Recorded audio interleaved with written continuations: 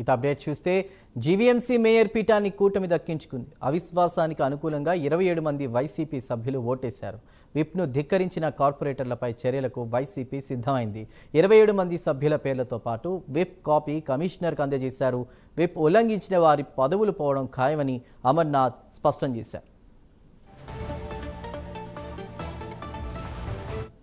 మొత్తం మీద చర్యలు తప్పేట్లేవు. దీనిపై పూర్తి వివరాలని మా ప్రతినిధి చంద్రశేఖర్ అందిస్తారు. చంద్రశేఖర్,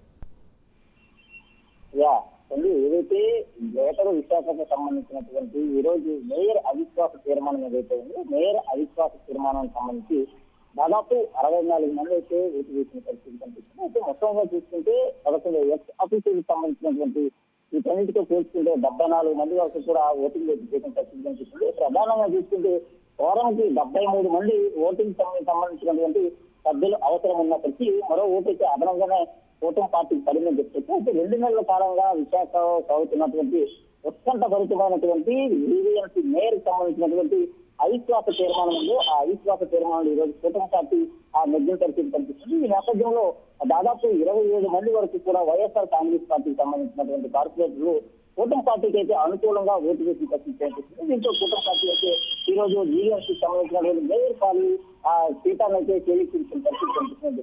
ఈ నేపథ్యంలోనే ఏదైతే గత కొంతకాలంగా కూడా వైఎస్ఆర్ కాంగ్రెస్ పార్టీకి సంబంధించినటువంటి కార్పొరేటర్లు అంతా కూడా కూటమి పార్టీలోకి అయితే జంప్ అవుతున్న పరిస్థితి కనిపిస్తుంది. ప్రధానంగా చూసుకుంటే కూటమి పార్టీకి సంబంధించినటువంటి నేతలు కానీ ఇటు ముఖ్యమంత్రి ఉప ముఖ్యమంత్రి ప్రజలకు చేస్తున్నటువంటి కార్యక్రమాలు ఏవైతే ఉన్నాయో ఈ సంక్షేమ కార్యక్రమాలకి మెచ్చి అయితే కొంతమంది ఆకర్షితులై ఆ పార్టీ కూడా మారుతున్న పరిస్థితి కనిపిస్తుంది. ఇటువంటి నేపథ్యంలోనే ఇటీవల కాలంలో కొంతమంది కార్పొరేటర్లు పార్టీ మారారు. ఈ నేపథ్యంలో ఏదైతే కూటమి పార్టీకి బలం పెరగడంతో జీవీఎంసీ మేయర్కి సంబంధించిన అవిశ్వాస తీర్మానాలు పెట్టాలని కూటమి పార్టీకి సంబంధించిన కార్పొరేటర్లంతా కూడా ఇన్ఛార్జ్ గా ఉన్నటువంటి కమిషనర్ జిల్లా కలెక్టర్ హరేంద్ర ప్రసాద్ కి నోటీస్ అయితే ఇవ్వడం జరిగింది. అయితే ఈ రోజు 19 తేదీకి సంబంధించి దానికి సంబంధించినటువంటి కార్పొరేటర్లందరికీ కూడా అవిశ్వాస తీర్మానం పెడతామంటూ కూడా ఆయన అయితే నోటీస్ ఇచ్చారు.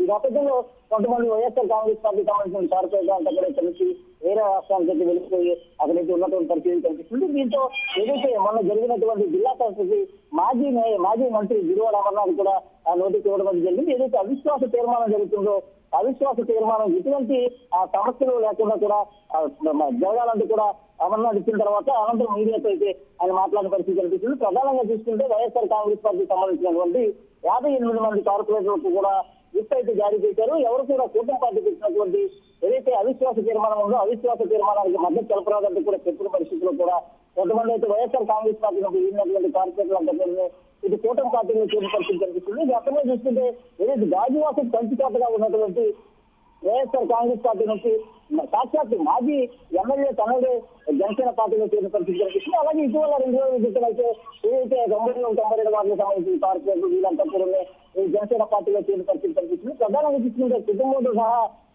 జనసేన పార్టీకి సంబంధించినటువంటి పవన్ కళ్యాణ్ ఆశయాలను మెచ్చైతే కొడుతున్న పరిస్థితి కనిపిస్తుంది. ఈ నేపథ్యంలోనే ఈ రోజు జరిగినటువంటి ఎన్నికలకు సంబంధించి 2 రోజుల క్రితం రాజీనామా చేసినటువంటి మాజీ మంత్రి ఎవరైతే అవంతి శ్రీనివాసకు సంబంధించిన కుమార్తె కూడా ఈ రోజు అయితే కూటమిగా చేకూర్చిన పరిస్థితి కనిపిస్తుంది. దీంతో ఏదైతే కూటమికి చేకూర్చిన నేపథ్యంలో వారందరి పైన కూడా క్రమశిక్షణ చర్యలు తీసుకుంటామంటూ కూడా ఈ రోజు గురువాడ అమర్నాథ్ అయితే వ్యాఖ్యలు చేసిన పరిస్థితి కనిపిస్తుంది. ఏమైనప్పటికీ ఈ రోజు జరిగినటువంటి ఏదైతే కూటమి పార్టీకి సంబంధించినటువంటి అవిశ్వాస తీర్మానం ఉందో అవిశ్వాస తీర్మానంలో ఇప్పటికే జొలగాని హరివెంకట కుమార్ అయితే పూర్తిగా వీగిస్తున్న పరిస్థితి కనిపిస్తుంది. ఈ రోజు జరిగినటువంటి అవిశ్వాస తీర్మానంలో కూటమి పార్టీ అయితే నిధుల పరిస్థితి కనిపిస్తుంది. దీనికి సంబంధించి పూర్తిగా కూడా వైఎస్ఆర్ కాంగ్రెస్ పార్టీ తరఫున ఉన్నటువంటి కార్పొరేటర్లంతా కూడా కూటమికి ఢీకొట్టడం దీనికి ప్రధాన కారణంగా తెలుస్తుంది.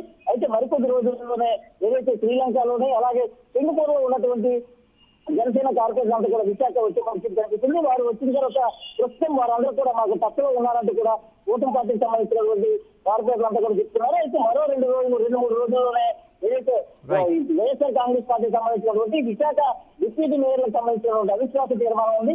అవిశ్వాస తీర్మానంలో మరికొంత సంఖ్యాబలం పెరిగేటటువంటి అవకాశం ఉంది. దీంతో డిప్యూటీ మేయర్లపై అవిశ్వాస తీర్మానం పెట్టేటటువంటి పరిస్థితి కనిపిస్తున్నట్టు ఇప్పటికే కూటమి పార్టీకి సంబంధించిన నేతలు చెప్పిన పరిస్థితి కనిపిస్తుంది. Right Chandrashekar, thank you.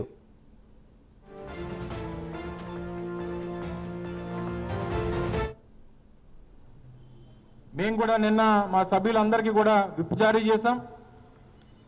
అవిశ్వాస తీర్మానానికి హాజరయ్యేటువంటి సభ్యులు ఎవరైతే ఉన్నారో వారందరూ కూడా అవిశ్వాస తీర్మానానికి వ్యతిరేకంగా ఓటు వేయాలని చెప్పి వారిని ఆదేశించాం.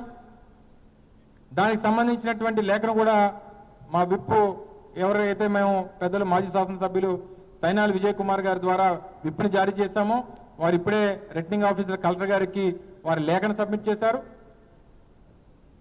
వారి సమాధానం కోసం చూసిన తర్వాత ఎట్టి పరిస్థితుల్లో ఆ 27 మంది సభ్యుల తాలూకా సభ్యత్వం కోల్పోవడం ఖాయం. ఇది చట్టం చెప్తా ఉంది. ప్రజాస్వామ్యబద్ధంగా ఏదైతే చట్ట ప్రకారం ఉందో దాని ప్రకారం 27 మంది సభ్యుల తాలూకా సభ్యత్వం కోల్పోవడం ఖాయం. దానికి కావాల్సినటువంటి చట్ట ప్రక్రియ, న్యాయ ప్రక్రియ, చట్ట ప్రకారం వారు ఏదన్నా వారికి అధికారం ఉంది కదా అని చెప్పి వారు ఏదన్నా తప్పుదోవ పట్టిస్తే న్యాయస్థానానికి వెళ్తాం. వారి సభ్యత్వం కోల్పోవడం ఖాయం అనేటువంటి విషయాన్ని కూడా తెలియజేస్తా ఉన్నాం.